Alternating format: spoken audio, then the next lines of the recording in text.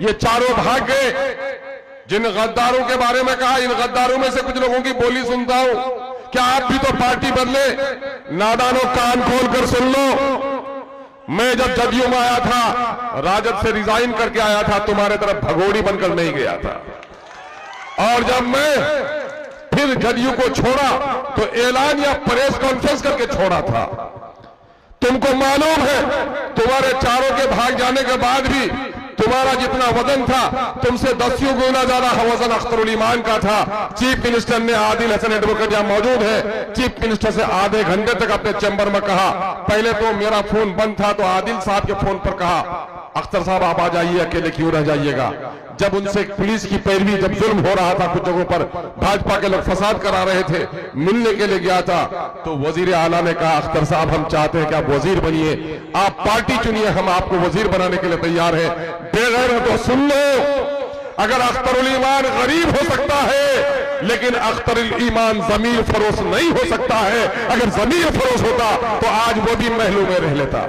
अररिया, पूर्णिया, कटिहार, किशनगंज और बिहार के मुख्तलिफ मकामात से तशरीफ फरमा एमआईएम के सैदाइयों, आज के इस मंच की निजामत कर रहे अजीज सरफराज नदवी साहब और आज के इस हजारों के प्रोग्राम को करोड़ों तक पहुंचाने वाले बयानतदार पत्रकार बंधुओं, सहाफियों, सोशल मीडिया के अच्छे दोस्तों, मैं आज दिल की गहराइयों से सबसे पहले आज के इस बज़्म के दूल्हा अजीजी सरवर को, जो किशनगंज जिला परिषद के चेयरमैन की नुमाइंदगी भी करते रहे और राजद के जिला अध्यक्ष रहे और उन पार्टियों से त्याग देकर एमआईएम में शामिल होने पर मुबारकबाद पेश करता हूं। इस मौके से जनाब भाई मुखिया साहिद साहब, जो उनके अब्बा हुजूर है, उनको मुबारकबाद पेश करता हूं।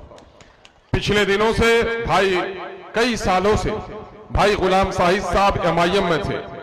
आप बेटा उनका राजद में था, लोग उनको ताने देते थे और हम लोग कहते थे दोनों का रास्ता अनकरीब एक हो जाएगा, चाहे तो शाहिद भाई राजद में चला जाएगा या फिर अपने बेटे को एमआईएम में लेकर आएगा।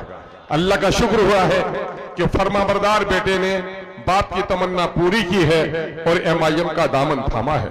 और मैं इस नौजवान को मुबारकबाद इसलिए भी देता हूं कि इस नौजवान ने इस बात का इकरार किया है कि मैं एमआईएम में सिर्फ उम्मीदवार बनने के लिए नहीं आता हूं, पार्टी ने मुझे टिकट दिया तो मैं लब्बैक कहूंगा, पार्टी ने मेरी जगह पर दूसरे को भी टिकट दिया तो मैं गद्दारी नहीं करूंगा, पार्टी के साथ वफादार बनकर रहूंगा।